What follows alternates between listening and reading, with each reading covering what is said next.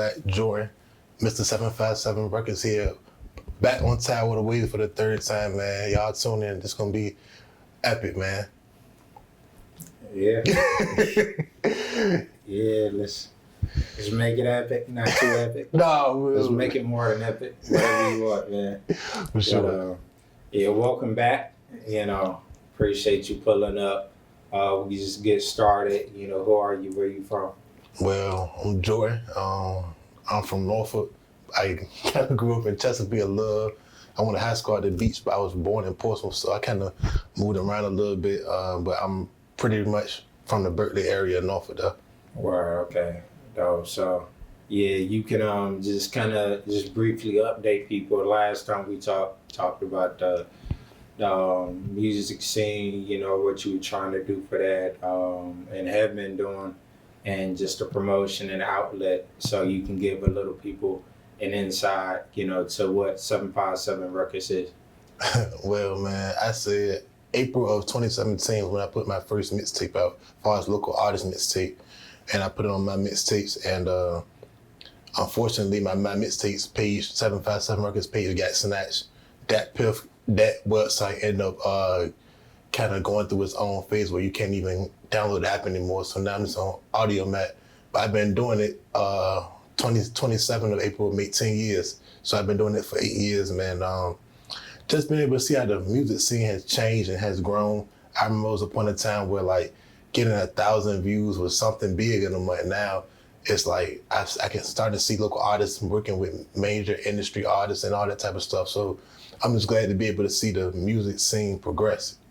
Word, for sure. So since we last sat down, like, how do you think the progression has been? Because I know there's been like ups and downs, and think it's gonna take off, something in the water, all that type of stuff. So, I mean, as far as with the I think that there's a disconnect with people and the higher ups and the local artists, if you ask me, because me dealing directly with the local artists, they come to me with a lot of their concerns as far as not being heard and things of that nature. So I feel like there's a huge disconnect, and I think that we have the ability to, I've said this from the first interview in 2020, to be in Atlanta, New York, LA, we have all the resources, and I think that there has to be some connection between the higher ups and the locals so we can mend the gap. Yeah, for sure. So, I think that is also a disconnect is people, market-wise, yeah, it'd be great to be like a bigger city, but we got to lean into, what we have and what we can do instead of like comparing, because a lot of people say that, and I think it only holds up the progress of, being authentic, right, and organic. So, with you, extremely organic, extremely authentic. Try to be. You thought I was gonna let you off the No. But with how you go about your platform. So, with the mixtapes, tell me how that came about and how you go about, your selection of artists. Well, I can say this because he's no longer here. Rest in peace, my granddad, by the way. Me and him used to get into it every single day. Like this, I'm not exaggerating. Me and him got into it every day. So how I was going about doing it was, I'm gonna go ahead and get out of the house before he wake up, which introduced me going to the Janov Library.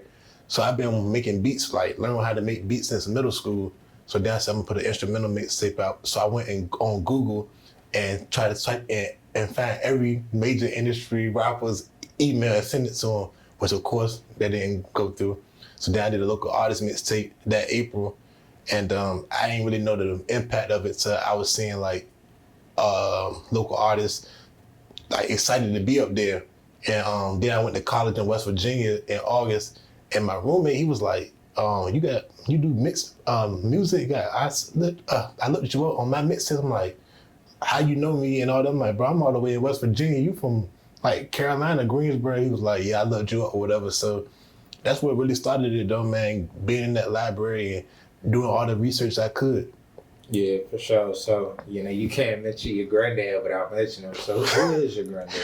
And Coach Williams, man, and I don't think you can be from Berkeley, honestly from Norfolk, and not know who that man is, for sure. And he taught me a lot, man. I think that the hard work he was trying to instill in me, I really understood that within the last, from May to when he passed in August, our relationship got back to where it was. I started to feel like, man, like I understand what everything he was trying to tell me, even though I'm sure I gave him more gray hair than he needed, he needed to have, but I understand now. Yeah, both of us. I'm a joke. It's all right to be you.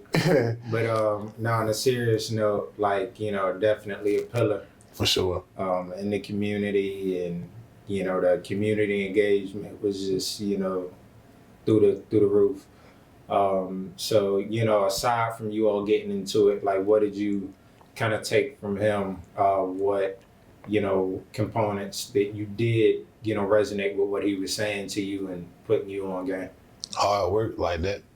I've seen him go from one job to another, and then he'll be up 2 and 3 in the morning as if he just didn't go to sleep at like 12:30, 11. Just how he always instilled how important family was. Saturdays, because I was like grand, it's Saturday. Like, why is we up at 6:37, 4 clothes, military style, and all this? But he just always just instilled being hard work, and I'll never forget this. Like, as a kid, he walked me into his office in the boys' club. He said, "Would you rather be prosperous or popular?" And I told him prosperous. And he said, "You should never worry about being popular." So I honestly think, man, even I be by myself sometimes, and I think of something he said. So I don't even look at him as my granddad. I look at him as he was like my pops for real, for real. Right, yeah, for sure. So, also to piggyback off of that, just how, like you say, getting that relationship back on track, and then, with his passing, how important was that to you, and, just kind of reconciling, because like you say, family's important, so. Man, it meant a lot, because it was like from May to August, it felt like, man, this is me and him. We usually be like, yo, Johrden, come here, I need to ride to Delaware, or I need to ride to Elizabeth City, or, I started to feel like I was his grandson again. It wasn't like, I ain't gonna have my guard up, and I'm sure he felt the same towards me, but just to take him to the hospital, like, I went to Virginia Beach General, Chesapeake Regional, Norfolk General, and then he ended up passing away at Chesapeake Rehab. But, just to be there with him, and we talk about sports, the Cowboys, and it's funny because he was a Browns fan. Everybody say I'm the one converted him to a Cowboy fan, but just to had a moments with him, man, meant a lot. Yeah, that's dope. Shout out to Coach. Yeah, man. Yeah, I'm gonna keep it at that until further notice. Yeah. Yeah, but definitely, gotta give people their flowers, and just in terms of moving beyond that, I know that affects more people than your personal self, especially people personally. Right. So right now, and even after that, how have you been dealing with? Just trying to be better, engagement with family, and like even mental health? I mean, mentally, like, I watched Gilly do an interview after he lost his son. He said, my mental will never be a 10, probably be an 8 at the highest. And me personally, I probably agree with that, because when I went to therapy, the lady asked me like to write down all the names personally that passed away. And I wrote down like 40 names, and I'm 27, I'll be 28 tomorrow, but 27, and you done lost 40 people personally. And just since April, I done lost about 6 people to death. So, I don't really know how to grieve, I just deal with it how I deal with it, being numb to things, and I'm just trying to properly learn how to manage those emotions and those feelings. I forgot, what was the other question, the first question, part of the question you asked? Oh, just like how you are dealing with like connecting more with family, staying connected, yeah. I mean, that's kind of hard, because, I'm the only boy within older sister, younger sister, my mom, and now my nephew, who was 5. And since I was a kid, my granny used to always tell me, like, you're going to be the man of the house. And I kind of felt that responsibility at a young age. So now it's just learning how to balance, like, Johrden, you got to have life for yourself, too. So that's why I've been trying to balance myself out right now. Yeah, that's dope. Yeah, so how's the therapy been? Because I know it's kind of like a still a slow moving area. Some people go and don't talk about it, but I know it's been brought up more over the years. Right. So, how's that experience, and what is your recommendation to people looking into getting into it? I mean, therapy is kind of, even if you don't go to a physical therapist, like y'all meeting the physical over the Zoom, I go to ChatGPT if I feel like mentally overwhelmed. But, it's kind of been hard because most people agree one death in a year or two is a lot, but it'd be 6, and that's since April. So I've been trying to keep myself mentally busy just from working out and trying to eat right and try to stay in my word as far as with my scripts or whatever. But I ain't gonna lie, it ain't been easy. It's been hard because you get reminders. Like Norfolk is not a big city. It's a small city, and a lot of people know a lot of people. So you get often reminders of certain things and places, and it might trigger you sometimes. But you gotta just get to the point where I need to get back to myself. Yeah, for sure. So and speaking of getting back to yourself, you gotta be there for yourself first to be there for others. For sure, most definitely, man. Yeah, so you are definitely or have been exploring like the music management, getting into just trying to find different artists so you could take things to the next level. What's that process been like? As far as that, man, I'm really working with 2 artists at the moment. It's not as far as no management, no contract been written up or nothing like that. But one is King Lyric. I've known since 2021, and he just somebody that's hungry. Like I don't have to tell him to get in the studio, or I don't have to tell him to like do nothing. That like I look up one day he's in Philly or he in New York or he vlogging. He was at the Eagles game vlogging. I'm like, he got a natural hunger for wanting to live his dream. Then I got the guy, my man Ron, who I'm working with. And he's a guy from New York, man, with an authentic story, a very real story. And just for the past 2 months, I've been working with him. He didn't really know much about the YouTube, whatever. And in the 2 months I've been working with him, and he don't even have, I don't think, 60 subscribers. All his videos got over 1,000 views, So it just glad to see that the knowledge that I've gained over the years of music actually coming to fruition and working. Yeah, for sure. And I like how you ended that off with the word working, because people really got shit fucked up. For sure. So we can have a good interview. For sure. It's a lot of people, and I've been doing this for as long as I have to kind of gauge who stays consistent. And, everybody has their off years and times, right. But a lot of people chase those numbers. I remember like a few years ago, people got into like the buying the followers, which is, I have no critique for it, but it's like, it kind of slows down the organic growth. Right. So the fact that you brought up those real numbers, like that doesn't equate to your artwork, your connection with the people, but it can get so misconstrued with social media. So. Cause what confused me, I'd be seeing people like, they from here. This was like before people was buying a blue check, they was having blue check. I'm like, why they got 60, 70,000 followers, but they go live, it's 2 people on live, or they do a show and it's not that many people there. So me personally, I don't believe in buying streams, buying packages to get streams, because if I don't have an organic connection with the fans, then they'll show up, but they don't know none of the words, or it's no engagement. So that's why I sit here and say, like, I don't believe in buying none of that. If I'm promoting, then show me that my promotion is taking me somewhere where I can get an organic fan base. And, I said this the first interview, I don't think I said the second, but I watch too many Nipsey videos to not understand the business of music. That's not him, like Master P, J Prince, all those type of guys. So I don't think I can say get full, because anybody can get full with music, but I did my 10,000 hours. Yeah, for sure. Yeah, you gotta put in the work. Yeah. No way around that. So like, what I guess is your plan? Because I ain't gonna say off season, but summer's kind of ending off. To plan for 2026. Let's talk about the future. So any like projects or people that you or places that you want to connect, just kind of with some insight to that. I mean, we going into the 4th quarter, so we already in the 4th quarter, my bad. We're going into like I said, the next year. So I got Ron. He got a show coming up soon.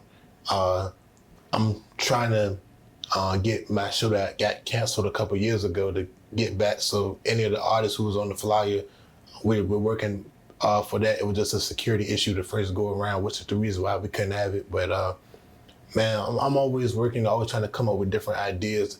And I can sit here and say this now. The second time I was up here, I was signed at Bentley as far as artist development. I'm out of that contract and I'm clear to record too. So be on the lookout for some music from me too.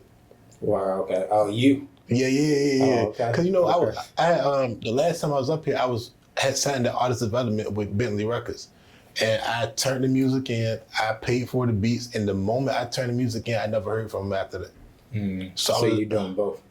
Yeah. Like it's kind of like what Yo Gotti do. Like I look up. I ain't gonna start look up to nobody, but Yo Gotti was one of the people that like I kind of mastered had my business idea similar to his. Setting up like a organized, unit in terms of when it comes down to all right, is, you can still, facilitate, but also you can't really take yourself out of doing the music in the studio, all of that. And that's what I see a lot.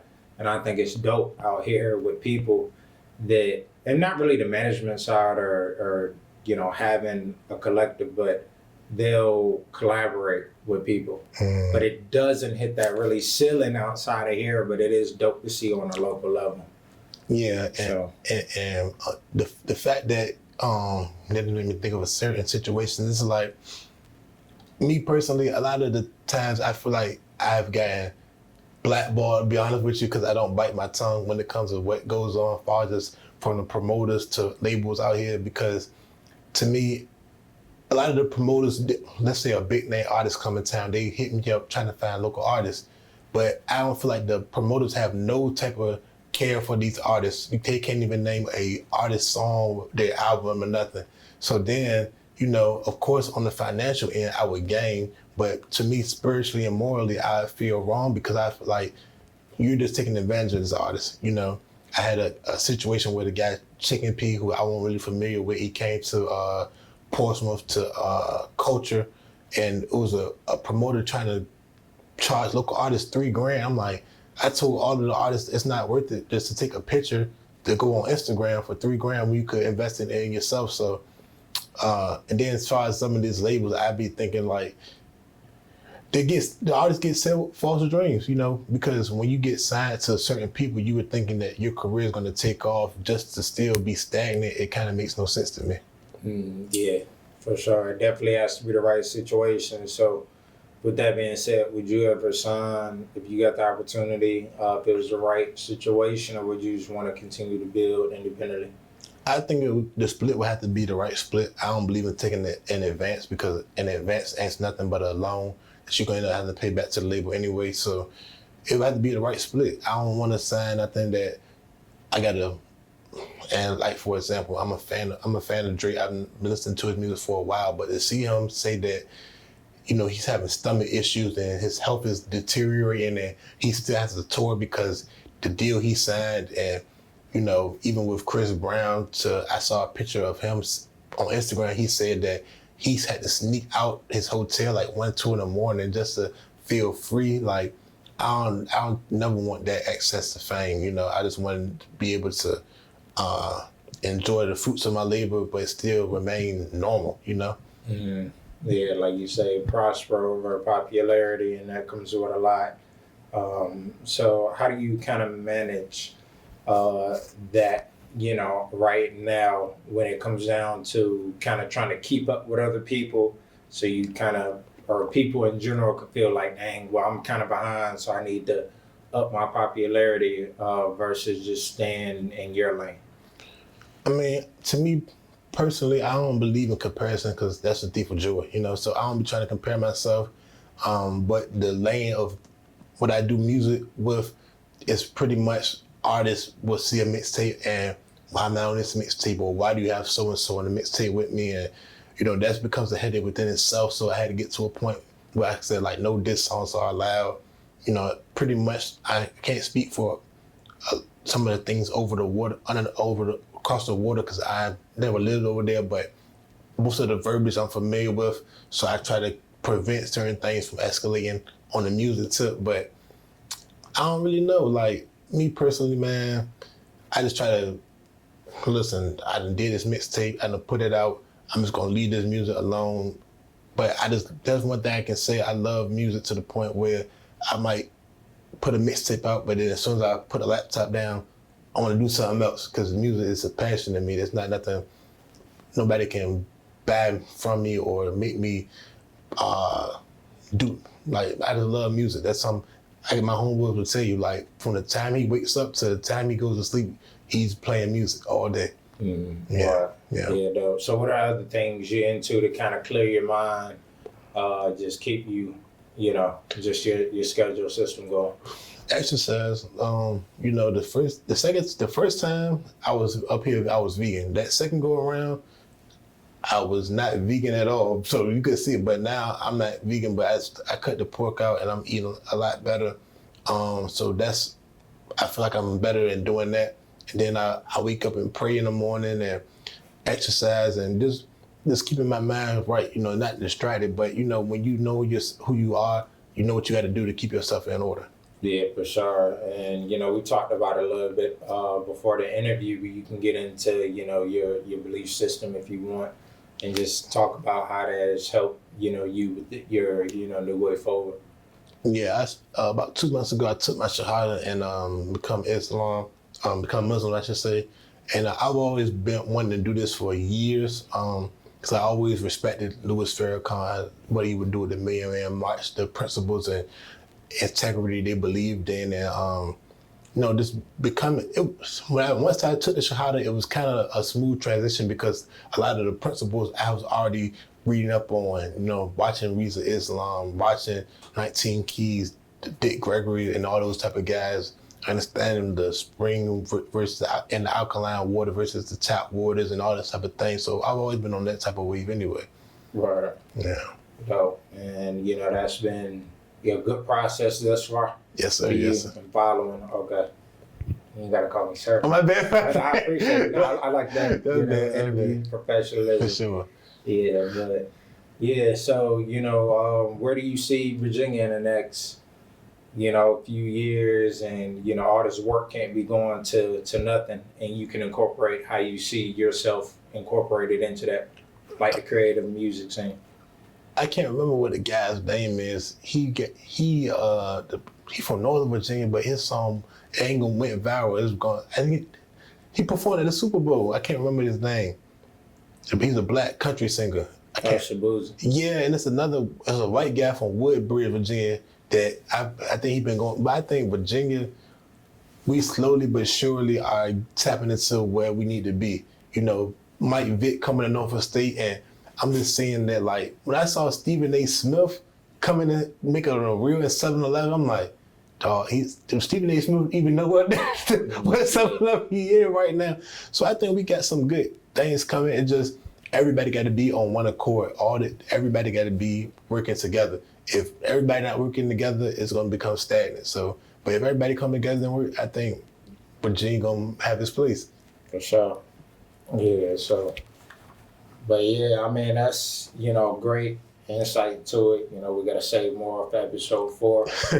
So appreciate you pulling up again. No problem, man. Yeah, no doubt. So we're going to, tap back in. For appreciate you pulling up. Always love, man. Yes, sir. 757 record. Yes, sir, man. Wow, boy.